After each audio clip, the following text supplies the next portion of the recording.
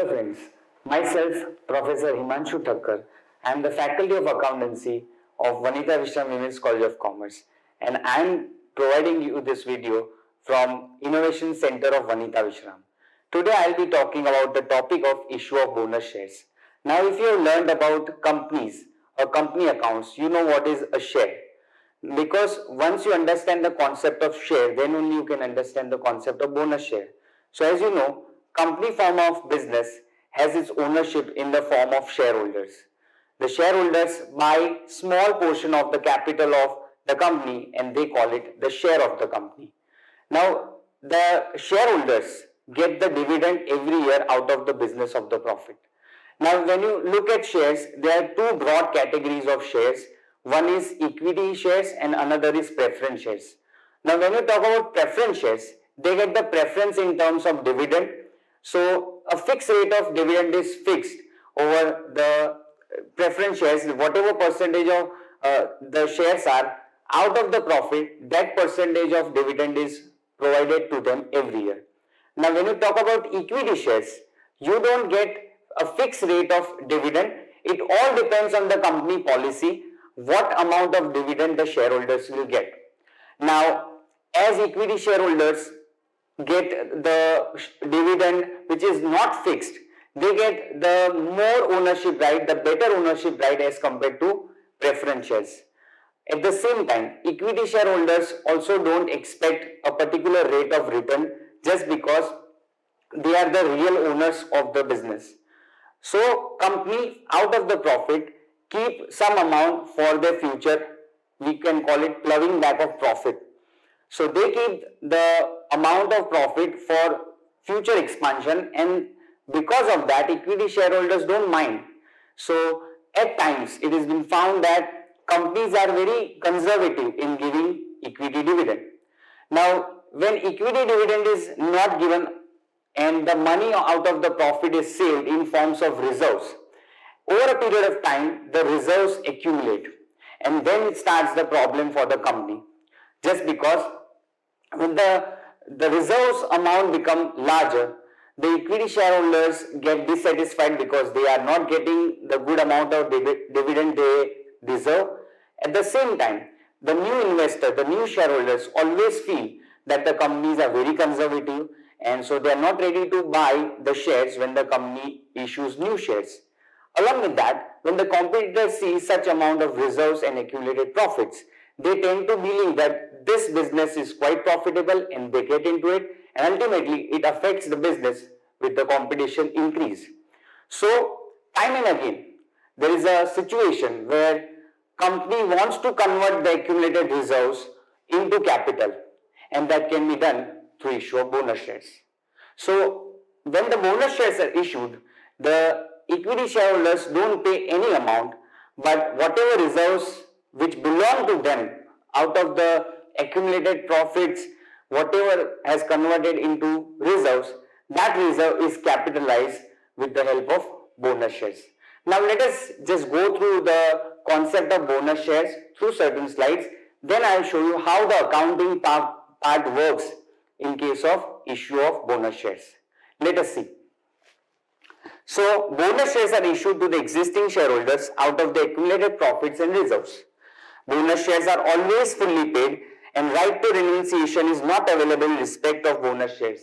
Means they cannot transfer their right. It's the existing shareholders who get the bonus shares and no one else.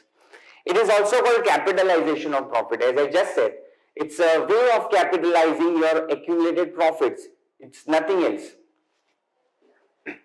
So according to section 63(1) of the Companies Act 2013, a company may issue fully paid bonus shares to its members out of its free reserves. Now it is very important to understand what do you include in the accumulated profits. It is first the free reserves, then the securities premium account, the capital redemption reserve account, that is CRR, which is created at the time of redemption of preference shares.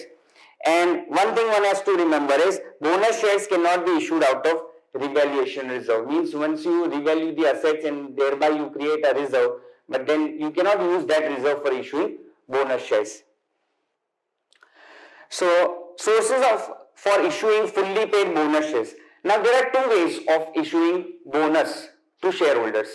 Either you give new fully paid bonus shares to the existing equity shareholders, or you convert the partly paid equity shares into fully paid. Means if the value of share is 10 rupees and so far the company has called 8 rupees, you can either give 2 rupees as bonus, or you can call for 2 rupees final call and then you give new fully paid bonus shares. So as I said, there are two ways of issuing bonus: converting partly paid equity shares to fully paid, or when your equity shares are already fully paid, you issue new fully paid bonus shares. So first we will look to the sources for issuing fully paid bonus shares.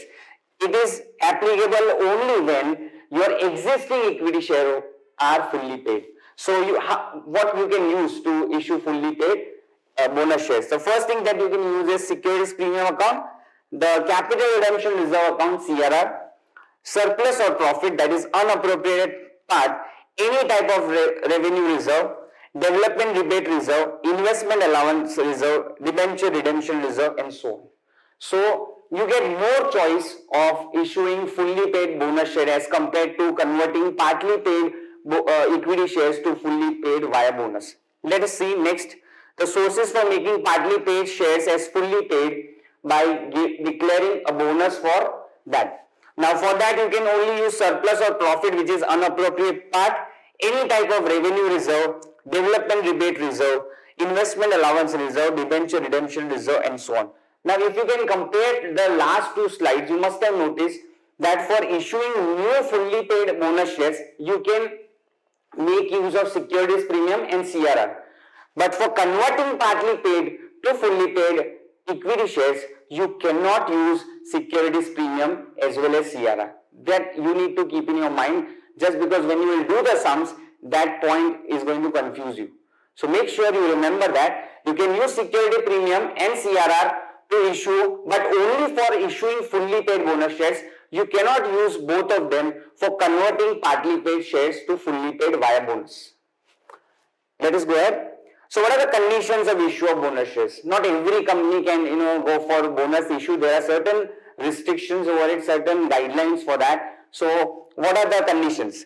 It has to be authorized by its articles of association, on the recommendation of the board of directors, approved by members in general meeting of the company. The company has not defaulted in the payment of interest or principal in respect of FD or debt securities. The company has not defaulted in payment of statutory dues to the employees such as provident fund, gratuity, etc. So you cannot declare bonus when your employees are not paid properly. The partly paid shares, if any, outstanding at the time of allotment must be made fully paid. That is very important point. That if you want to issue fully paid bonus shares, then you have to make sure that existing equity shares are first fully paid. So for that you can call your final call on the equity shares, or you can declare bonus and convert the partly paid to fully paid. Then you can issue new fully paid bonus shares. But you cannot give or issue fully paid bonus shares unless and until your existing equity shares are fully paid. Let us go ahead. So objectives of bonus issue. Now at the beginning of the video I explained you why bonus shares are issued. Let us just go through it again. So first of all, it's expanding the capital base. What you are doing here is basically you are transferring your reserve to the capital. So expanding the capital base, then to retain the cash. So when you declare bonus rather than giving dividend, you are thereby retaining cash with the business, and cash is very important for the business, the working capital of the business, thereby you are able to do the business freely. Then adds to the reputation or goodwill. The shareholders will think, oh, that's great on the company's part.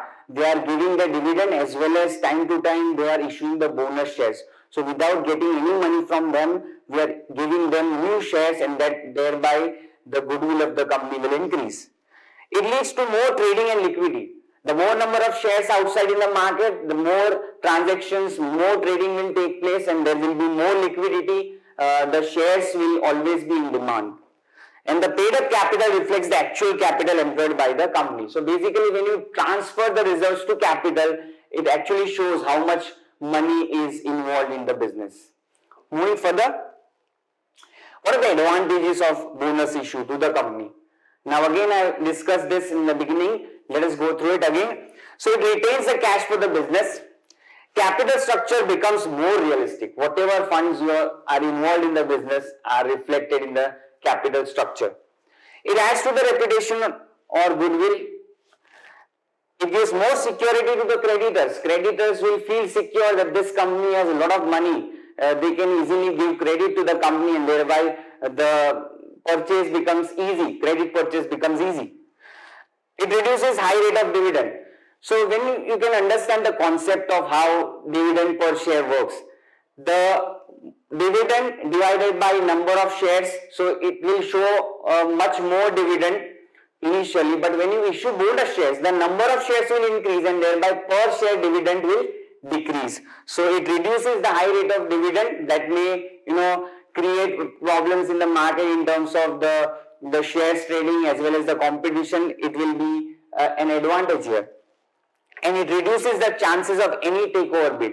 See, as you know, you must have seen in various Hindi movies that when a company's 51% share goes to some individual or group of individuals, the company may lose its ownership or the power to run the business. So in real life scenario, it's quite difficult because number of shares are huge. And when you issue bonus share, it becomes much wider. So to have 51% of shareholding becomes next to impossible in real life situation, and bonus share will definitely help in doing that. So let us go ahead.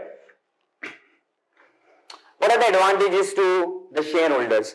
So number of share increases, capital gain by selling shares. So initially when you are having 100 shares and suddenly company issued 50 more shares in form of bonus shares, now you have 150 shares. So your capital base will increase, and as and when you think that you are in need of money, you can go in the market, you can sell your shares and thereby you can earn capital. Get back their accumulated profits.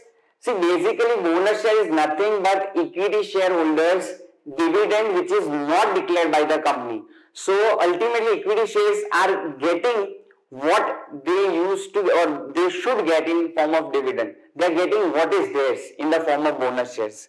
And more security to the creditors. It is more secure. I mean, the funds are converted to capital, so creditor will have more security, and thereby they will trust the company and they will give or sell goods on credit to the company.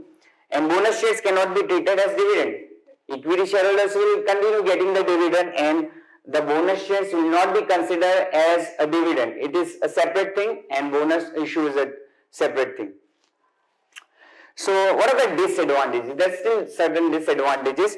So number of shares increases, so earning per share decreases. It's quite obvious that when the number of shares are more and whatever dividend is declared, so it will be divided by more number of shares and per share earnings will decrease. And it is subject to approval of SEBI. It promotes speculation in the shares of the company. The company is increasing shares availability in the market, and everyone will have extra shares to do trading in the market, and thereby there will be a lot of speculation going on. And it may adversely affect the future investors. Future investors may not be that much willing to buy the new shares of the company just because company has recently issued bonus shares, and thereby the value of shares per share market value will decrease, just like a demand and supply. The more supply it provides in the market, the value of the shares in the market demand will decrease. So future investors may think again to invest in the company. Let's go ahead. Journal entries for issue of bonus shares. So quickly going and wrapping this video up by coming to the accounting part of bonus issue. Now, as I said, there are certain sources from which you can issue bonus shares. To understand from where you can issue bonus shares, these are the journal entries. So first of all, when bonus shares, when bonus to shareholders is declared, so before you give the actual bonus, you first declare the bonus.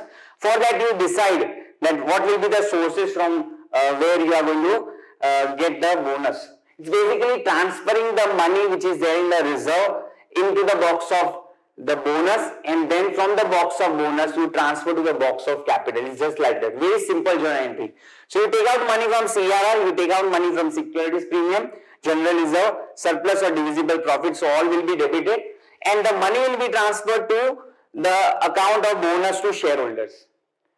So once you transfer the money to bonus to shareholders, that is the first step, getting money out of reserve to the box of bonus, and then getting that money from there and transferring to the capital. That is the second entry. For issue of fully paid bonus shares, you take the money from bonus to shareholders account debit and you transfer it to equity share capital. Now these two entries are done when you are issuing fully paid bonus shares. Now what happens when your existing equity shares are partly paid? You want to convert the equity shares to fully paid by declaring bonus. Let us see in the next slide. So when the bonus to the shareholders is used to make existing partly paid shares as fully paid. So for that, I just want to make sure that this entry, I have written this entry here just to show you that when you write these entries, you have to make sure that you don't use these two here. These two accounts should not be debited. These two will only be debited when you are issuing new fully paid shares. I have written here just in case. I just want to cancel it. I want to show you.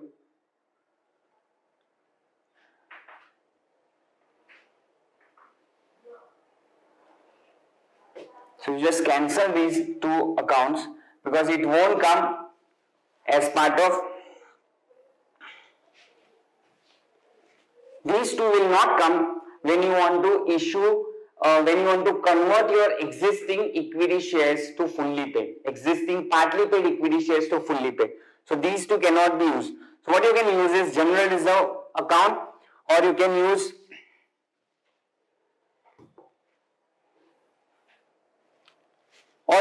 surplus or divisible profit. So both will be debited.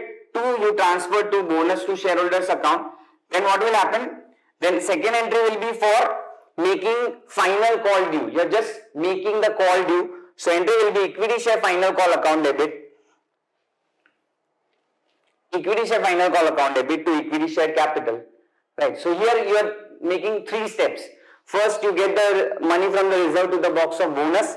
Then before you directly transfer to capital, you make a call due, final call due. You must have learned the chapter of issue of shares.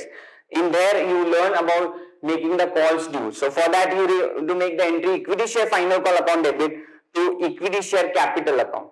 So once you do that call, the final entry remains is for adjusting bonus to shareholders against the final call due. So last entry will be the similar to the last entry we have done in the previous slide, that is bonus to shareholders account debit to equity share final call. Now here you are getting the money out of the bonus to the equity share final call, which you have already made due in the second entry.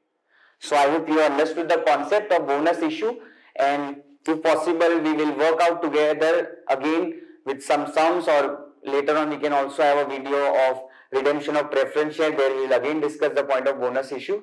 Thank you so much for paying attention. If you like this video, please press the like button and subscribe this channel for more educational videos. Thank you so much.